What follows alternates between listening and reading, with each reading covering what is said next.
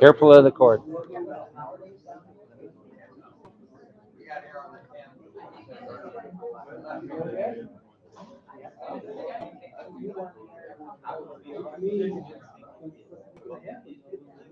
Huh?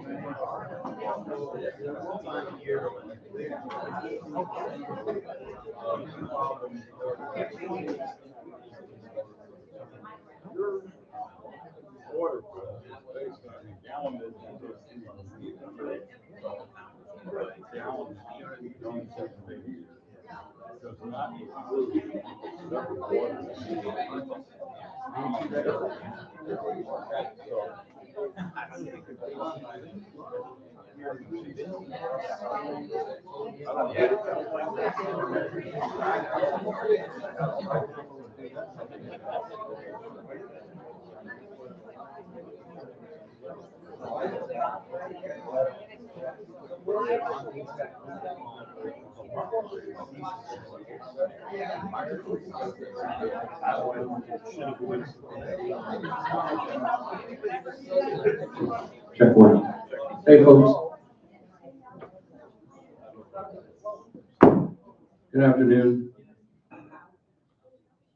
I'm just here to introduce Russ Geiger and Steve Hall, but I do want to give you just a little bit of intro on this. We contacted and started looking at Russ Geiger and the hydrological consultants back in December of 2021. And when we started knowing more about the irrigation system and understanding its costs, because we were receiving these bills from, at the time, Brightview on a fairly consistent basis about the main line, and having a lot of people having a lot of complaints and questions about their irrigation systems not working. So we hired Russ to come in and do an overall evaluation of our property. And he did that, and some of you have seen the maps that are out there that show all of the roads, the pipes, and the valves, and everything that's been put into the ground throughout the community, along with a proposed redo of that existing system. Now, at that point in time, we asked Russ to put together an RFP, request for proposal, to go out to various companies that could provide the type of work that was necessary for this project. So just let you know that Steve Hall from Stallman, England, is actually, after consideration and looking at all of the bids and the people that had done the work, that Stallman, England was the preferred bidder, not only because of expertise and background, but also the price that he gave for the bid. So just let you know that we did do our competitive bidding process per the rules of the road here. So I'm going to turn this over to these two gentlemen. This is a kind of an informational meeting, really. They'll be able to answer questions about irrigation, but it's going to be very difficult and impossible for them to answer questions about financing. How are we going to pay for this? They don't know. We just need to get to a point where we understand what the actual problems are, the possible solutions that we have, and then we can work on the costs, which they have. They have the actual, this is what it's going to cost to do this house, this road, this neighborhood, this area, how we could manage some of that, but they're not going to be able to understand whether or not it's a overall assessment, whether or not it's a 2-year thing, whether it can be done by just the condos first or Wildcat second or any of that. That's all for the discussion at the board level and probably from input from the community at large. So I just want to let you know that if you do have questions at the meeting afterwards, that asking them about how you're going to pay for it is probably just not one of the questions they're going to be able to answer at this time. We did go out and you might have seen the email that went out that said, do you have any questions for these people, freehand. We did get 12 questions. They're probably the same questions as any one of you would ask at any point in time anyways. So they're going to go through those as well. And he has a PowerPoint presentation to give you some more information.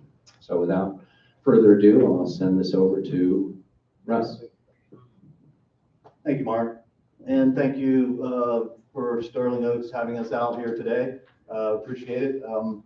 We're happy to be available and to assist you in whatever way we can. Also like to say thanks to Steve Hall of Stallman, England for assisting greatly with the presentation and the preparation of the presentation, especially with regard to the proposal, different cost estimates for different alternatives, as he will cover in just a minute here. The proposal or the presentation is it's pretty straightforward. I was going to remark or comment on things that Mark just made a comment to. What it is it's just a basic overview of where we are and how we got here, real quick, and what you've got out there, and maybe some issues that might be relevant, and new systems and what they offer in terms of providing more efficiency where you guys might be in trouble with your current system. So the presentation here is not it's not a workshop for irrigation. That's not what the intention is. I apologize if we glaze over something and you're not familiar with maybe some of the technical parts of it. I'll try to stay as as vanilla as possible here and keeping things in layman terms. It's not a workshop here. We're just going to buzz through this real quick and talk about some scenarios, some cost estimate scenarios for different alternatives. So with that, we'll move on. And as Mark already kind of went through here, this is just how we get here. And as Mark said, they called me about a year ago, a little over a year ago actually, and said, we got some problems. Can you come by and talk to us? Came by, talked with Mark, and went through the high points of what the issues were. I recommended, as I typically do in this situation, where I got to get out there and peel the onion back, look at the system, do what we call a site assessment, performance audit, and that basically breaks down the system. I start looking at places, random spots around the development, try to get a good selection of sample sites to evaluate all the different aspects of the system, the piping, the sprinklers, the control, the pump stations, et cetera, et cetera. We did that. We provided a written report explaining the status of your system, and that is here. And Mark has this available electronically. If he doesn't, then I can make sure that he does, so that he can distribute that to you if you'd like to take a look at it, if you don't have anything else to do. But so the site assessment was done. I brought the report back. We had a meeting with a couple of committees at the time, and we went over the relevant issues. And unfortunately, it was the system's tired. It's old. It's it's seen its better day. It doesn't owe you anything, and on and on. It's not a flop. It's not a failure. It's working out there right now. I'll give you a grade of probably a C minus maybe, but you got what you got. And just on a note with that, before I go to the new design, you've got a system in place that's an old design, an old system, and it's not efficient. So you're wasting a lot of water. Let's just be straight up. Is that a concern of yours right now? Maybe it is, maybe it isn't. But you're wasting a lot of water, and that's not a good thing. I'm just an old country boy, but I tell you what, I guarantee in the near future, it's going to be a big issue, and we're all going to have to wrestle with this here in South Florida as far as irrigation and water consumption. Anyway, so you got a system, it works. I refer to it kind of like a shotgun, and you're trying to paint a paper plate at about 40 yards out there. You can do it. I mean, you can do it with a good shotgun, maybe with a, you choke it down, you put a good load in there, and you'll pepper that paper plate at 40 yards with some lead, but you're not getting good coverage. You'll have a bunch outside and everything else be sloppy. Well, what do? Let's get a bigger load. Let's put a 3.5 inch shell in there. Let's put some more lead in there to cover that paper plate at 40 yards. Well, that's what you're doing. Your lead is your water here. You're trying to get coverage, and you're wasting a lot of water because you've got a bad system that won't basically, do it efficiently. So they say, well, what do we need to do? So, well, theoretically, optimally, you need a new system, or at least a new system to deliver the water to the residents and a new control system to control the irrigation. So what was that? A new design. So we did that in April, back last spring, about a year ago. And that design entailed what, we kind of communicated is to replace all the main line from the pump stations. And the pump stations, by the way, are good. Both of them are in pretty good shape. But the main line all the way to the individual lots and the valves that control those lots right there on the roadside. So replace all that, replace all the central control, and centralize the control. Right now you have 1 million controllers out there doing whatever that they're doing. Who knows what they're doing? Each homeowner in some cases can go out there and tamper with them, especially in the sanctuary point. You've got your own controller, so have at it. You can water whatever you want to, whenever you want to, however much you want to. It doesn't matter, right? Well, you only have so much water. But anyway, so we did the new design, got that in place, and it had all the modern things with it. Now, again, this only goes to your, new up to your lot. It doesn't replace the sprinklers and the lateral piping on the lot, okay? Because at the time, the problems were associated mainly with the control system and the main line. But however, you've got a lot of issues out there on the lot level, and that needs to be addressed as well. But, so we can't eat the elephant all in one bite, so we got to do it one bite at a time. So we got the design done and brought it back. We met, we went over it, and the next thing to do is to get it out for estimates. We got some estimates from a couple of contractors, and then Mark wanted to go ahead and just bid this thing. Let's get good firm bids. And so we went ahead and created an RFP and invited contractors. There's the RFP. We have that electrically too, if you're on electrical format, if you'd like to look at that. And by the way, the design is right here too. It's a pretty comprehensive design. We have that in electrical format too, if anybody wants to look at that to become an irrigation expert when you don't have anything else to do. So we got in October, we sent it out to bid, and we got 3 local contractors, as Mark said. We bid it out, and so here we go, and we got it back, and so that's where we are today. You've been, looking at, here's my text. There's components. We're gonna just quickly go through, elements of what the system is comprised of and what you have out there, and I'm not gonna spend a lot of time, as I said, and we'll answer questions at the end if we have time. But we're going to look at the components of the system, the current systems you've got out there. You have a bunch of different systems. The Wildcat's got its own, Preserve has its own, Sanctuary Point has its own, really. You're sharing main line and you're sharing a pump station, but everybody's controlled by their own controller. So it's really a lot of hodgepodge composite systems put together to be one. And then we're going to talk about proposals. I'm going to let Steve talk about that real briefly on some estimated probable costs that he has for alternatives, and then maybe touch on some results that you might expect, and then questions at the end. The components, what we need to have out there is we need a centralized control system. We use what's called a 2-wire controller. It's a single communication, runs all the way through one controller. One wire runs through the entire, wherever it is. The design that we put together has one baseline, one controller, and it's with one control wire. Right now you have a plethora of wires running all over the place, and they're running, randomly to places, and when they get cut by landscape activity, then it's over, and then you start to lose landscape until somebody comes out and helps you out. So right now, like I said, you have multiple controllers throughout the community. That's not a good thing. You can't really adjust them. New controllers are easily remotely assessed. Right now, your controllers that you have out there are not remotely assessed by accessed by a web-based system. So they're very difficult to change and to adjust. And changing and adjusting in irrigation is a big thing. Right now, it's drier than you can imagine out right now. But in August, it'll be real wet. So we have to have the ability to efficiently control the controllers or adjust the controllers. You don't have that.